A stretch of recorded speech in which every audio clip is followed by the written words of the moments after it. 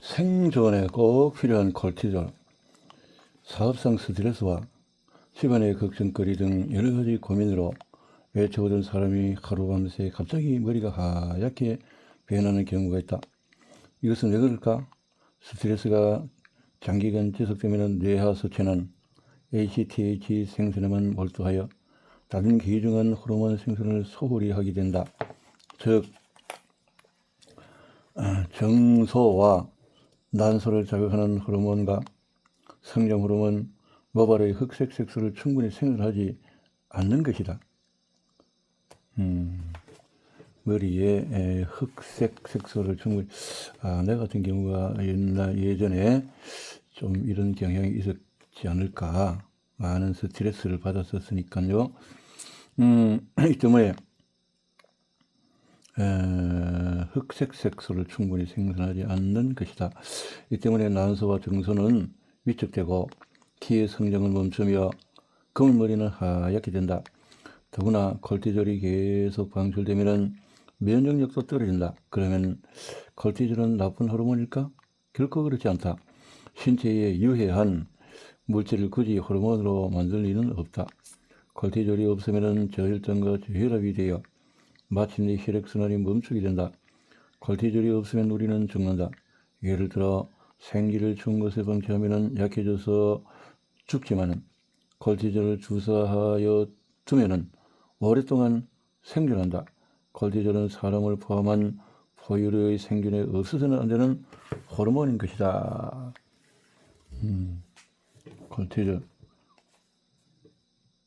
콜티졸이 있으면은 그것이 항상성을 유지한다는 거죠. 결핵 환자의 증상은 심리 상태가 좌우한다. 심리 상태. 오늘날의 스트레스가 자연 치유력을 떨어뜨린다는 사실이 밝혀졌지만 그것을 이해까지는 상당한 시간이 걸렸다. 그 계기는 바로 결핵 환자의 관찰과 우주 비행사의 림프구 수치 변화다. 먼저 결핵 환자의 사례부터 살펴보자.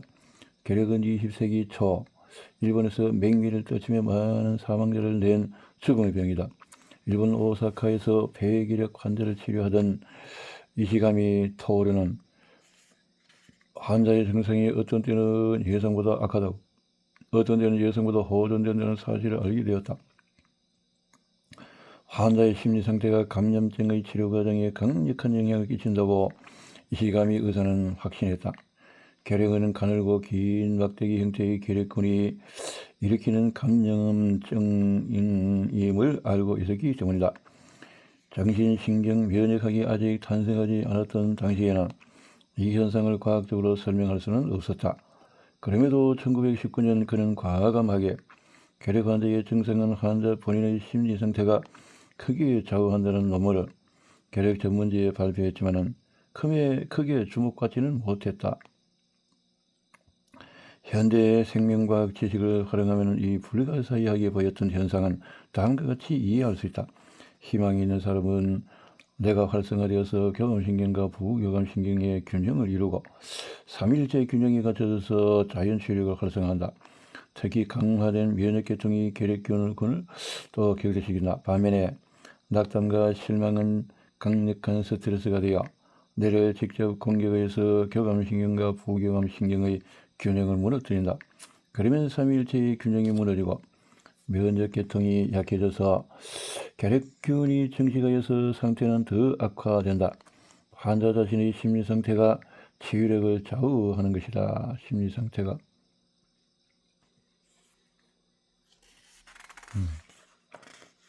자연치유력의 강도를 좌우하는 심리상태.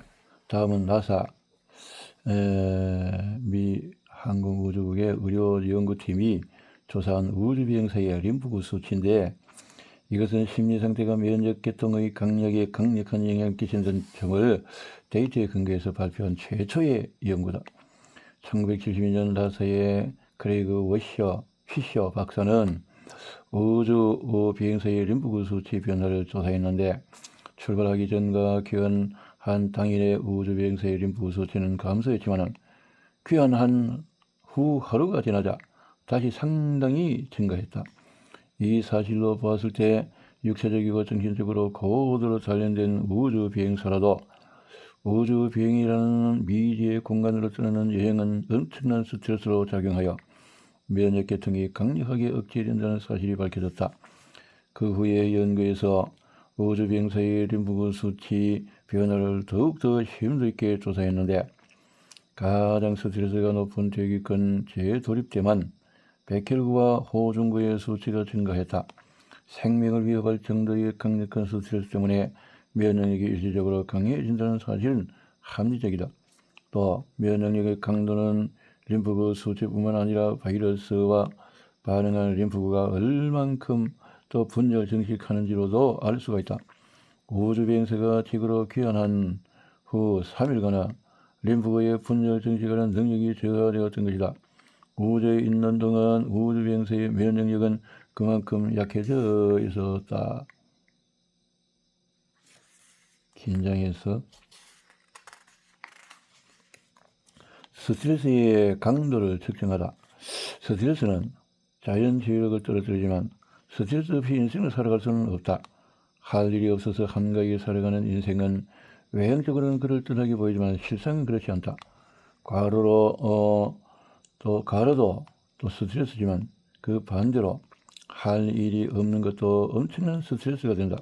일본의 요코하마 노동감독측은 회사 내에서 할 일을 주지 않아 스트레스 때문에 우울증에 걸렸다고 이의 신청한 2명의 남자 사원에게 산재를 인정했다. 이들은 사내에서의 왕따가 원인이 되어 두통과 메스꺼움 증상이 나타나서 우울증 진단을 받았던 것이다. 이 사례는 극단적으로 일이 없는 것도 그들은 스트레스가 될 수 있음을 여실히 보여준다. 일상생활에서든 직장에서든 정도의 차이는 있지만 스트레스는 반드시 발생한다. 그렇다고 건강을 심하게 해치지는 않는다. 그것은 스트레스에 잘 적응하고 있기 때문이다. 스트레스가 건강을 심하게 해치는 경우는 한꺼번에 과도한 스트레스가 집중될 때, 스트레스가 쌓여서 누적이 될 때, 스트레스에 장기간 노출될 때 그렇다. 또 스트레스의 강도를 측정하려면 이 연구에 개척자는 워싱턴 홈스 교수팀으로 다음과 같이 스트레스 강도를 수치하였는데 먼저 5,000명 이상의 남녀를 면접한 후에 신체에 질병이 발생하기 앞서 일상생활에서의 사건 43개의 항목을 스트레스로 선정했다. 43개나 되는 스트레스. 이어서 결혼생활을 하는데 필요한 부담을 50점으로 해서 각각의 항목이 몇 점의 스트레스에 해당하는지 평가해서 스트레스 척도표를 작성했다. 이 척도표에 따르면 가장 강한 스트레스나 배우자의 사망이다. 그 다음으로 이혼, 별거, 구치소 생활, 친족의 사망 순이다. 직장과 관련된 스트레스로는 해고, 은퇴, 새로운 직장의 적응이 상위를 차지하고 있다. 이런 스트레스는 제각기 독립적으로 오는 것이 아니라 종종 한꺼번에 집중적으로 몰려오기도 한다. 그러므로 각각의 스트레스 점수는 낮아도 몇 가지가 한꺼번에 집중적으로 몰려오면 우리를 짓누르기에 충분한 스트레스가 될 수 있다. 스트레스 척도표를 이용하여 어떤 개인이 1년간 얼마큼 스트레스를 받는지 수치화할 수 있다. 1년간 겪은 스트레스 총 점수가 300점을 초과한 사람의 79%가 1년 이내에 질병에 걸렸다. 또 총 점수가 150에서 300점인 사람은 51%, 150점 미만인 사람은 37%가 질병에 걸렸다. 홈즈 교수는 어떤 환자의 스트레스 척도와 질병 관계를 10년간 걸쳐서 추적 조사했다. 이 환자는 1955년에 스트레스 총 점수가 300점으로 우울증, 또 1960년에는 280점 대량의 출혈을 수반하는 절선염, 1963년에는 300점을 초과해서 중증 편도염에 걸렸다. 이것으로도 정신적인 스트레스와 신체의 질병과는 밀접한 관련이 있음을 알 수가 있다.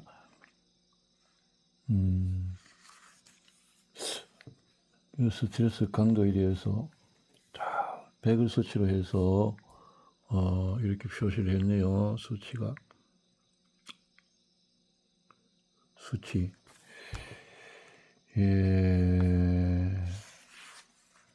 스트레스가 심장병을 일으킨다. 우울한 기분이 오래 지속되는 만성 스트레스가 심근경색의 최대 원인이라는 사실이 많은 연구로 밝혀졌다. 예를 들어서 적개심이 강한 A형은 보통 사람에 비해서 협심증과 심근경색이 발병할 확률이 3배나 더 높다. 만성 스트레스가 심장병을 일으키는 것으로 이것을 활성산소와 관련되어 있다.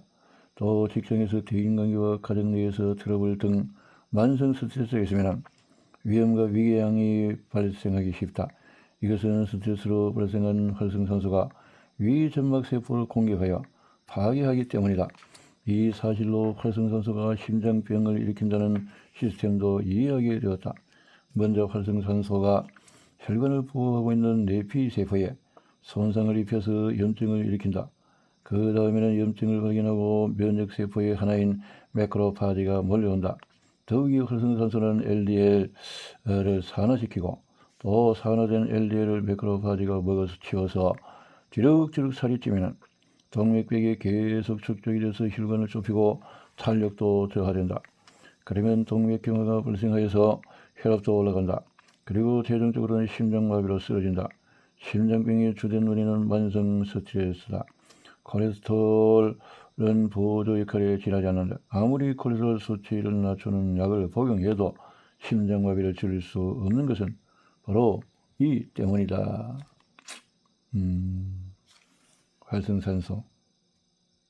그래서 만성 스트레스가 되어져 버리면 고혈압, 심장, 제2 당뇨, 암, 감염증, 우울증, 콜티졸 과잉으로 면역력이 저하돼서 이런 것들이 이제 최근 다 이렇게 연구를 통해서 이렇게 다 증거가 되어진 거죠. 스트레스가 제2형 당뇨병을 발생시킨다. 콜티졸은 신체에 에너지가 필요할 때 근육과 뼈 단백질을 분해하여 에너지원인 포도당을 공급하기 때문에 단기적으로는 신체에 유리하게 작용한다.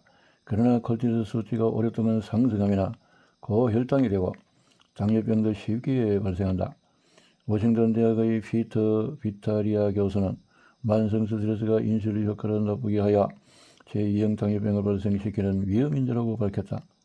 비타리아 교수는 알츠하이머 병 배우자를 간호하는 건강한 사람과 간호하지 않는 건강한 사람 77명의 혈액 속 콜티졸, 포도당 인슐린 수치를 조사했는데 간호하는 사람은 간호하지 않는 사람에 비해서 수치가 현저하게 높게 나타났다. 비타리아 교수는 이렇게 말했다. 간병인은 두려움과 불안을 안고 살아가기 때문에 기분이 쉽게 울적해진다. 이것이 만성 스트레스가 되어서 혈액 속의 콜티졸 농도를 높여 당뇨병에 걸릴 확률을 증가시킨다. 이런 중요한 논문이 발표되었음에도 여전히 만성 스트레스가 당뇨병 원인임을 이해하는 사람이 많지가 않다. 이 때문에 당뇨병 대책은 오로지 다이어트와 운동이라고 생각하는 경향이 있다. 일본에서 제2형 당뇨병으로 추정되는 사람이 1997년에 690만 명에서 2012년 950만 명으로 증가했고 알츠하이머병을 간호하는 사람도 증가했다. 이런 상황은 미국과 너무나 흡사하다. 스트레스가 우울증, 감염증, 암을 발생시킨다. 만성 스트레스는 콜티졸을 끊임없이 방출하여 면역력을 떨어뜨린다. 이 때문에 감염증이나 암에 쉽게 걸린다. 또 만성 스트레스에 시달리면 기분이 울적해져서 우울증에 걸리기 쉽다. 우울증에 걸리면 질병에 대한 저항력이 떨어진다. 이것은 우울증 환자는 림프 증식 능력이 낮고 NK 세포의 역할이 저하되어 있다는 사실로도 알 수 있다. 배우자의 사망이나 이혼 등 만성 스트레스에 노출되면 기분이 울적해져서 우울증이 생긴다. 많은 연구에서 우울증을 경험한 사람이 그렇지 않은 사람에 비해 암 사망률이 더 높다는 사실이 확인이 되었다. 이것은 만성 스트레스가 우울증을 일으키고 우울증이 스트레스가 되어서 암에 대한 저항력을 떨어뜨린다는 점을 보여준다. 우울증 환자의 질병에 대한 저항력이 떨어지는 것은 만성 스트레스로 HPA 축의 활성화가 지속되고 콜티졸이 계속 방출됨으로써 콜티졸 과잉이 되어 저항력을 동원하는 군대인 면역력을 떨어뜨리기 때문이다. 이처럼 콜티졸 방출량이 면역력을 조절하고 있는 셈이다. 면역력이 너무 높아도 발생하는 질병은 만성 스트레스가 면역력을 떨어뜨린다는 사실은 잘 알려져 있지만 반대로 만성 스트레스가 면역력을 너무 높일 수도 있다는 사실은 잘 모른다. 면역력이 너무 높으면 면역세포는 접근이 없는데도 계속 활성산소를 방출하여 정상적인 조직에 손상을 입혀서 염증을 일으킨다. 이것은 건강에는 커다란 마이너스 요인이 된다. 여러분이 의외라고 생각하는 것도 무리는 아니다. 면역력은 높을수록 좋다고 이야기하는 책이 많은데 그것은 엄청난 잘못이다. 콜티졸은 면역계통이 일어나는 군대가 폭주하여 신체를 망가뜨리지 못하도록 브레이크를 건다. 콜티졸의 방출이 너무 적으면 이 브레이크가 잘 듣지 않게 되어서 면역계통이 너무 강해지고 이것이 면역계통의 폭주다. 면역력이 너무 높아서 발생하는 질병의 대표는 알레르기와 천식이지만 자신의 신체 조직을 공격해버리는 류머티즘성 관절염, 다발경화증, 전신성 에리테마토데스, 제1형 당뇨병 등 자가면역 질환도 발생할 가능성이 높다. 왜 만성 스트레스로 콜티졸 방출량이 적어지는 것일까? 아직 연구 중이긴 하지만 부신 기능이 쇠퇴하거나 비타민C, 나이아신 등 영양 부족으로 필요한 콜티졸이 생산되지 않기 때문일 것이다. 이어서 면역력이 너무 높아서 발생하는 질병을 구체적으로 살펴보자. 부신 페이지. 알레르기와 천식, 콜티졸 부족으로 면역계통이 폭주하면 염증성 질병인 알레르기와 천식이 발생한다. 알레르기는 먼지, 오염물질, 고양이털, 전두기처럼 몸 밖에서 침입해 들어온 이물질을 내쫓는 반응이다. 재채기, 설사, 빨라진 호흡 등으로 이물질을 몸 밖으로 배출하는 것이다. 알레르기는 백혈구의 B세포가 너무 열심히 작용하여 IgE 비만세포에 착 달라붙으면 히스타민과 프로스타글란딘 등 위험증을 일으키는 물질을 방출한다. 그러면 항원을 몸 밖으로 배출하려고 재채기를 하고 콧물이 나온다. 천식이 발작하는 것은 호흡하기가 어려워진 탓이지만 먼지, 추위, 운동 등 자극을 받았을 때 폐로 통하는 기도가 좁아졌기 때문이다. 기도가 좁아지는 것은 면역계통이 폭주하여 기관지에 염증을 일으켜 부어올랐기 때문이다. 자가면역질환의 사례를 살펴보자. 아토피 피부염과 발진은 면역세포가 아군의 건전한 조직을 공격함으로써 발생한다. 손목과 손발가락의 관절이 부어올라 아픈 류머티즘성 관절염은 면역세포가 관절 안쪽에 있는 막을 파괴하여 발생한다. 제1형 당뇨병은 면역세포가 인슐린을 만드는 췌장의 베타세포를 파괴하여 인슐린이 생산되지 않게 막는다. 이 때문에 환자는 인슐린을 주사로 보충하여 혈당치를 안정시켜야 한다. 내 면역계통, 내분비계통의 삼각형 균형이 잘 유지되면 자연 치력은 강해진다. 그럼 무엇이 이 균형을 무너뜨리는 것일까?